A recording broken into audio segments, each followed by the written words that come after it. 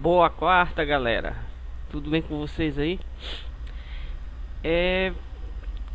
Dessa vez eu tô gravando na quarta mesmo, né? Não deu muito tempo nessa semana aí. Mas é... teve um imprevisto aí com o nosso colega Rapisodo, né? Do podcast que estaria marcado pra agora, pra essa quarta, né? Ainda bem que caiu o Facebook na segunda, né? Tivesse caído hoje seria um negócio desastroso. Mas beleza. Aqui eu tô gravando, né? O dele eu vou fazer mais assim, maneira mais ao vivo. Então vamos lá. Teve um imprevisto com ele aí. E aí a gente marcou pra próxima quarta-feira, né? Falando mais sobre focando no deck, né, no Prankid. Ele vem fazendo um bom desempenho aí nos ranqueados do Elimbook, então ele tá aparecendo com o deck, né? Tem outros brasileiros também, Rafael Reis, né? Outros jogadores aí do cenário competitivo brasileiro importantes. Então não sei se ainda jogam com o deck, mas fizeram um bom desempenho com o deck, né? Eu acho que o deck dá a roda ainda, mas essa discussão vai ser pra aquele podcast, né, da semana que vem. Vamos falar um pouco sobre esse formato, né? É um papo mais aberto, assim, mais livre. Eu lancei o título, né, do podcast, um formato onde tudo pode ser competitivo, né? Não sei, assim, vamos colocar 3 fatores que fazem uma incisão dos decks ficarem competitivos de fato. Seu fator de consistência de mão, né? É um fator muito relevante, né? Você consegue determinar isso com o deck que você está utilizando, né? Se ele tem um poder de consistência melhor, ele traz mais benefício pro jogo para ti. Então de fato isso é relevante. Outro fator é o fator de campo, né? Hoje os decks eles estão o formato, né? Ele tá muito combo, né? Tem muito deck de combo, né? Aparece um controle uma vez ou outra ali, tá aparecendo, né? Em locais aparece muito, né? Em lojinha, jogar em lojinha. Então isso é uma das nuances aí que eu digo, né? O controle de campo, o campo, né? O deck consegue fazer um campo que aguente, né, a metacal aí, a partida, ele prevalece no jogo, né? Se é um deck que não faz muita coisa, o oponente não vai ter muita coisa pra tirar dali e consegue te nocautear, né? Então o campo é uma nuance muito importante no jogo. Outra é a questão do finalizador. Muitos decks não tem o seu finalizador, né? Eles capricham bastante na questão da consistência e na questão do campo, mas eles pecam um pouco na questão da finalização. Mas assim, nem todos os decks, né? Sabe, Dragon, Ignash são decks bem consegue ter seu padrão original aí de finalizador tranquilo, né? Mas o que está acontecendo? Qual é o lance do finalizador? O finalizador é aquilo que tu quer ali para acabar a partida, né? Tu monta para obviamente matar o oponente mesmo. E a carta que o pessoal usa bastante é o CS Code Talk, né? Você pode até não ter o deck que tem essa capacidade de finalizar o oponente, mas você vai buscar isso em recurso de cartas, né? As outras cartas ou os suportes, né? Assim de uma engine secundária, né? Ou próprio links, né? Tipo Bull Reload, não, Bull Reshoard, né? o Access Code Talk, né? Aquele combinho que faz o bicho dos Cyberverse bater 2 vezes lá no Salão Grade, principalmente, né? Que a galera que não tem um Access Code usa ele. Então, tem o BLS também, né? Cada um tenta fazer dessa maneira. O lance o teu deck não tem finalizador natural, tu vai ter que buscar uma maneira de fazer isso artificialmente, entendeu? Colocando uma engine, colocando cartas do meta, né? Que Access Code é uma carta do meta, né? Boa parte dos decks usam ele. É uma carta forte, uma carta que é para padrão, para finalizar mesmo. Eu vou falar um pouco sobre monstros finalizadores em algum momento, né? Eu tenho também eu tenho artigos lá na MyPicard. A galera quiser olhar lá, escrevi alguns artigos lá. Faz muito tempo, né, que eu tô meio parado. Mas eu vou voltar a escrever um pouco lá, deixar alguns artigos mais interessantes, né? Abordagem, né? E também tentar explicar isso aqui que eu tô falando para vocês lá. Vocês lendo, pegando material é mais fácil, né? Mas aí, 3 nuances que eu disse: campo, consistência e finalização. São 3 coisas que elas, sem dúvida, elas comprimem tudo que eu falei aí, né? E tudo que tá hoje no meta tem essas 3 coisas e fazem bem isso, né? Alguns decks tem mais questão de consistência, outros decks tem mais questão de finalização, outros decks tem mais questão de criar um campo que bloqueie o oponente, né? Então cada deck tem uma característica, né? Agora vamos falar um pouco do Rogue. O Rogue é aquele deck que não tá entre um meta, né? Às vezes ele dá ali uma variante ali pro Tier 2, da E2, né? E aí ele é um deck que, na sua característica, é aquele que a gente chama de intermediário, né? Então, assim, de fato, você pode montar ele para ele ter esses 3 valores, né? Essas 3 características: consistência, campo e finalização, né? Então, a partir do pressuposto de decks rogues, eles sempre vão ter essa você pode configurar ele para ter esse poderio mais competitivo, né? E relacionar, por exemplo, decks que são rogue ou estão abaixo do rogue, que são decks mais assim casual mesmo, né? Eles não têm tanta consistência, não tem um finalizador adequado, às vezes nem fazem campo absurdos, né? Então são características distintas. Eu vou tentar aqui dividir de uma maneira mais bem objetiva sobre o Rogue e o Fofã, né? Vimos que o competitivo, o meta, até ali o Tier 2, né? Ele vai estar trabalhando nas 3 vertentes: consistência, campo e finalização. O Rogue, ele vai tentar buscar isso. Você vai adaptar para trazer isso aí pro deck, entendeu? O Fofã, ele não se preocupa com esses fatores. Ele não se preocupa no fator ganhar torneio, ele não se preocupa no fator de objetividade em competição, entendeu? Ele é um deck simplesmente inerte. Ele tá ali para você, por questões casuais ou por questões de gosto particular, né, individual da pessoa. Então você monta, é uma configuração, né?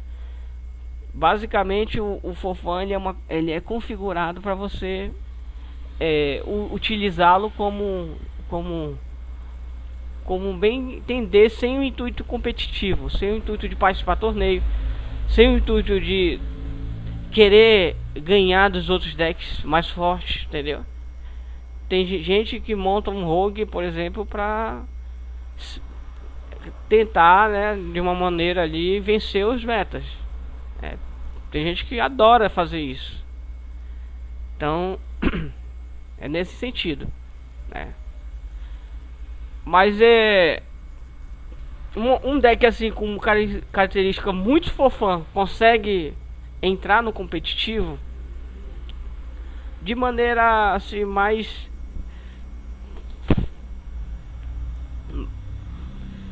complexa um pouquinho falando. Não tem assim, teve alguns decks, algumas builds que eram consideradas fofã e começaram a dar algum resultado, né? Dar alguma coisa de resultado.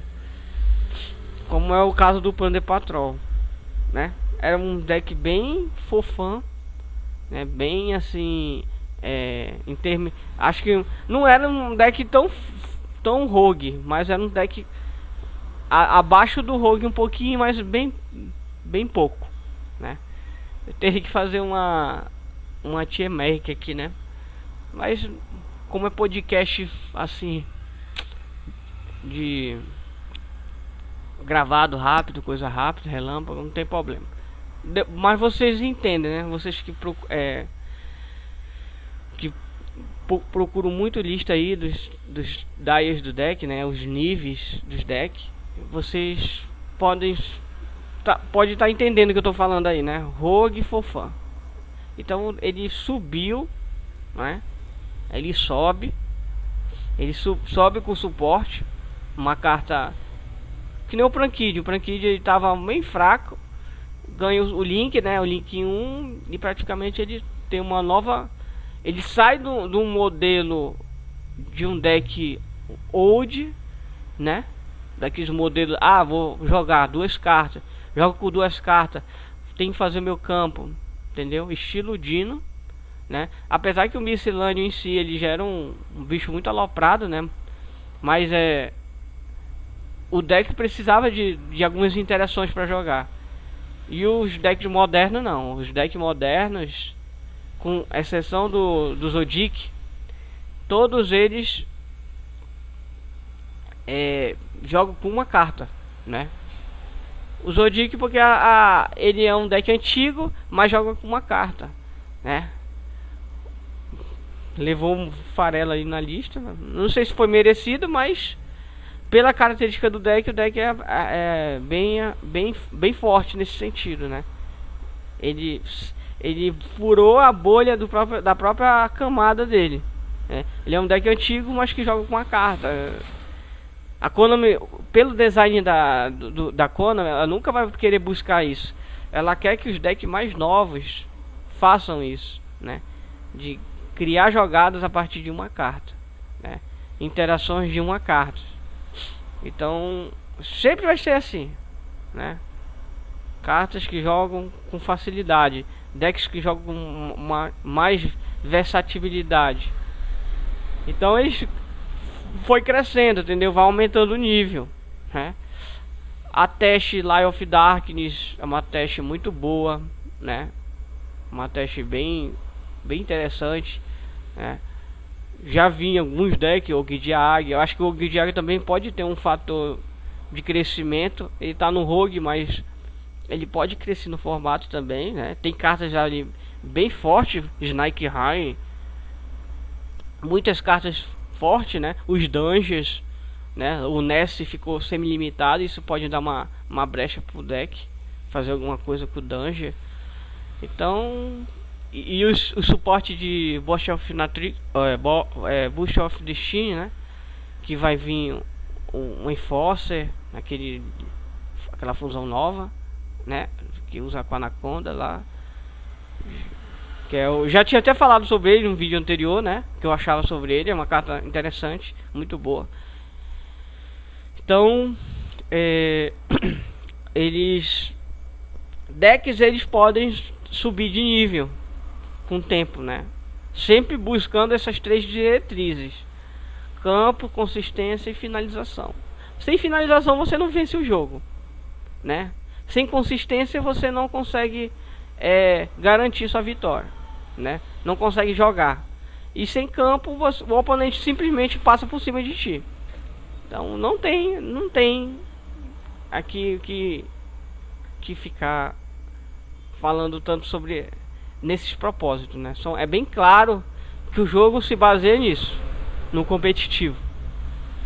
Você pode até não ter esse pensamento, né? Mas você vai, quando vai para a questão de torneio, você quer ganhar torneio, você vai ter que trabalhar assim, dessa forma, né? Pensar dessa forma. E para isso você tem que ter essas 3 funções no seu deck. Se não tem isso, você tem que buscar isso, né? Se você é um cara que é aquele cara que é construidor de deck, né? Deck make, né? Que o pessoal fala. Então você, como deck make, tem que trabalhar em cima dessas coisas aí, né? Então competitivo, saindo da razão do óbvio, que é o meta, né? Que é os decks, os pro players criam, né? Os decks, veja sua potencialidade, né? Rara vezes você vê a própria Konami criando o próprio meta, né? Meta make deles próprio. Quem cria isso é os jogadores, né? Então os criadores de decks são muito importantes para a comunidade, né? Está ali no grupo, os grupos dos decks, né? E é isso. Eu, por exemplo, gosto de Thunder Dragon. Thunder Dragon é um deck muito divertido, eu gosto. É o deck Rogue. Se sair um suporte que faça o deck ficar muito forte, ele vai subir de nível, logicamente, entendeu? Ou alguém crie. Eu diariamente tento buscar cartas pra deixar o deck mais forte, né? Mas também eu ligo muito pra tendência, né? Do competitivo. A gente tá num formato que tem muita tendência, entendeu? Tem muita tendência nova, isso é muito animador. Então, essa variedade, é bacana. Tem gente que discorda, né? Acha que a variedade fica mais difícil você criar um side específico. Mas eu acho que a variedade é bom. E variedade de tendências é melhor ainda. Porque a variedade de tendência mostra que fica incerto que tu pode montar para se tornar meta e do investir, entendeu? Tu tá investindo basicamente hoje, a galera se interage muito investindo nas staples, no sideboard, né? No side, que é caro, o extra deck, os decks que usam muito extra deck, né? Outros que não usam extra deck, mas precisam do power draw, né? As Prosperity, Extravagance, né? Cartas assim. Então o Yu-Gi-Oh! Hoje ele tá se formando muito no que tu usa de o sideboard, hand trap, né? Power draw, né? O extra deck, ele se situa muito mais no que tu pode usar nesses decks que estão sendo lançados. E aí as variedades, né? E as tendências, elas são muito boas, né? Quanto mais tiver, melhor, né? Se a tendência fica unilateral ou bilateral, como alguns formatos antigos, aqui Dragon Rule e Spellbook, o meta fica caro, porque todo mundo sabe o que tem que montar para poder vencer, entendeu? E quando você tem mais variedade, o meta fica mais barato, que é o que está acontecendo hoje. Posso estar falando que manda aqui, Beto, tu tá falando uma coisa que não faz muito sentido, não. Se você colocar no cenário internacional, não colocando o país, o Brasil, colocando o cenário internacional mesmo, o Yu-Gi-Oh! Ele caiu de preço, né? Ele ficou mais acessível para a comunidade do Yu-Gi-Oh! Em si. Questões nacionais é questões nacionais. Brasil é Brasil. O resto do mundo é o resto do mundo, entendeu? Não desrespeitando a comunidade aqui, eu sou brasileiro mesmo, tenho orgulho, mas essa é a realidade, né? nunca tivemos no formato que fosse tão acessível para os jogadores, né? Aqui a gente tem problema de dolarização, tem problema, né, de um monte de coisa. Entenda, entendeu? Eu entendo essa parte. E algumas cartas ficam caríssimas. Quem gosta de carta em inglês, né? Nem vejo tanto, já tá ficando uma espécie de extinção, né? Procurar pessoas que compram cartas em inglês. Tem muita gente que prefere comprar PT mesmo, que né, brasileira mesmo, português, que é mais barato, mais fácil, tem mais em estoque, né? Tem mais assim opções de mercado. Então, o que tem mais sempre vai ficar menos valorizado e vai dar mais assim, vai ficar mais acessível para a comunidade. O que tem menos, o que tem, na verdade, o que vai tendo menos, né? A procura aumenta muito e a coisa encarece. É o que acontece com algumas cartas, tipo a que vai lançar agora, já lançou, né, no caso. Tá vindo pro Brasil, né? As lojas já estão tendo estoque, que é a Crossroad. A Crossroad é uma short print ultra. É uma carta que todo mundo tá querendo. A galera já sabe o potencial da carta. Entendeu? Esse que eu quero explicar, né? Porque o valor das cartas aumenta. Então, o Crossroad, ela vai ficar uma carta hiper hype. A galera vai ficar atrás, né? Logicamente vai subir de preço. E quando a gente está no formato que tem um hip hype, vamos colocar aí Rise of Duelist, que era acho que é a melhor coleção que o Yu-Gi-Oh já lançou até hoje, né? Na minha cartas boas, tanto secreta, ultras, todas as cartas ali são boas. Eu não consigo ver secretas ali ruins, né? É uma coleção muito boa. Tá. Teve também Bosch, né? Teve Aliança do Duelista, teve coleções mais antigas aí que fizeram sucesso também. Mas a gente tá falando do meta atual, né? Na razão do meta atual. Então, ali já tinha hype garantido. Dogmatic ia sair caro, né? Tudo que saísse ali ia sair caro, né? Então, já tava assim, naquele formato já tava